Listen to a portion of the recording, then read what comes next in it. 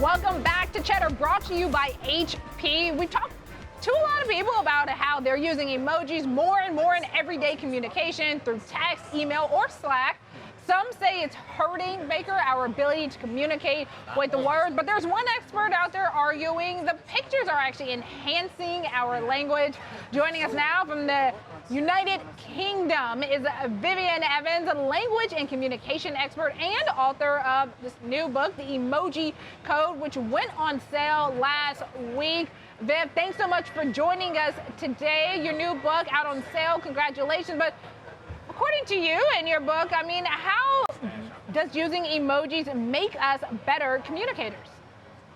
Well, I think the best way to think about this is in terms of face-to-face spoken interaction.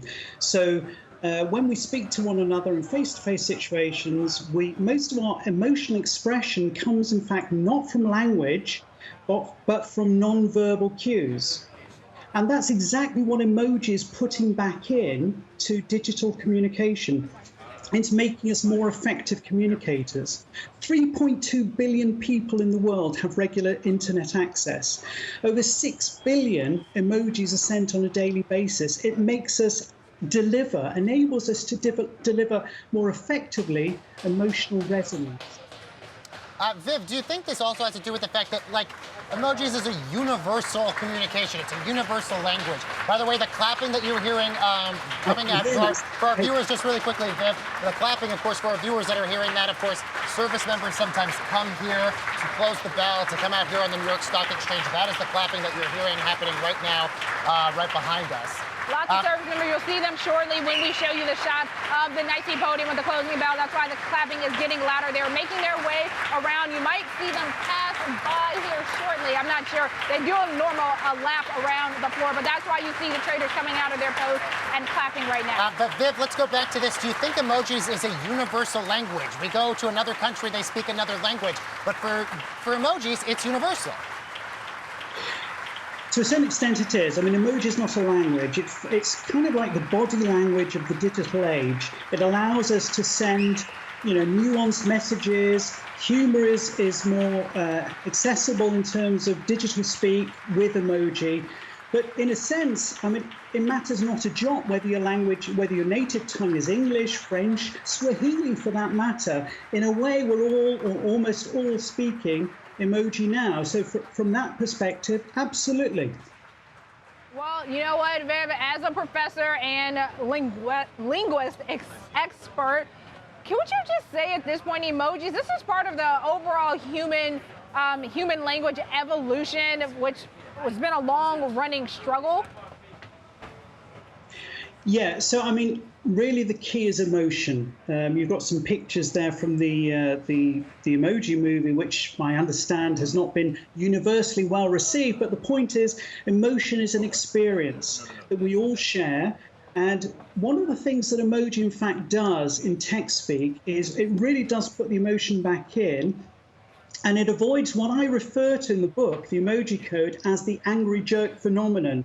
Now, you probably, and your viewers have probably experienced this, and this is the idea that someone you know to be otherwise calm and sane, you receive an email from, and all the nuancing has just disappeared. And one of the issues is that text itself in digital communication sucks out the empathy. It sucks out this nuancing that something like emoji can really fill the void there. And I think that's really important. It really helps us get the other person. Empathy is what drives effective communication.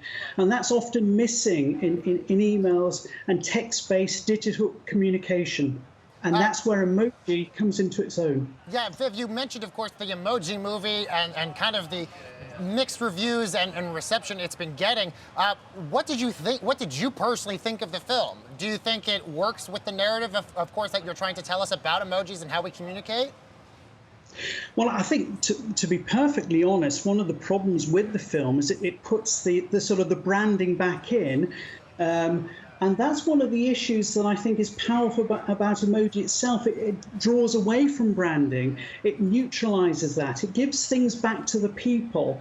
Unicode, the organization that has oversight of emoji, prohibits branding, and I think that potentially is a conflict. And one of the things that I argue in the Emoji Code is that as a form of communication, as a form of universal communication, emoji is empowering for 92% of the world's internet users, precisely because it is so representative, and it takes away from this kind of this kind of branded view, and I think that's quite powerful and important.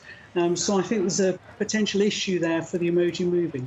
Well, Viv, your book does do a deep dive into the history of not just emojis, but obviously this different form of communication, from the humor symbols to the bliss symbolics. I mean, is it fair to say that if you do speak the language of emoji, could a person consider themselves bilingual?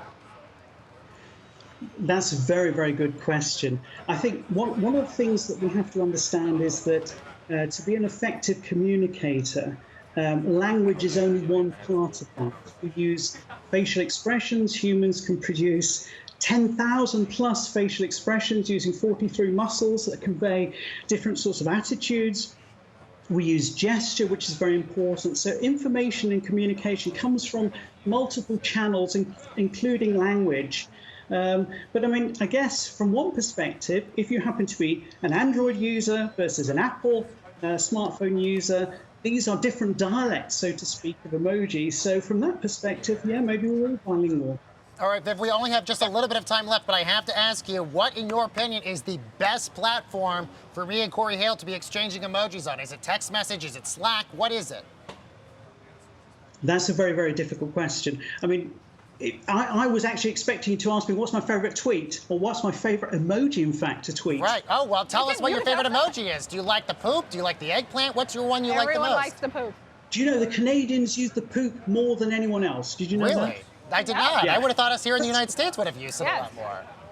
My favorite is the dancing red lady in the dress. So inherently sexy. Oh, that's my favorite one, too. I use that one all the time because I like to pretend I'm her dancing. I call her Roxanne. All right, Vyvyan Evans, author of the Emoji Code, which, of course, is on sale now. Pick it up. Thank you so much, Viv. Thank you.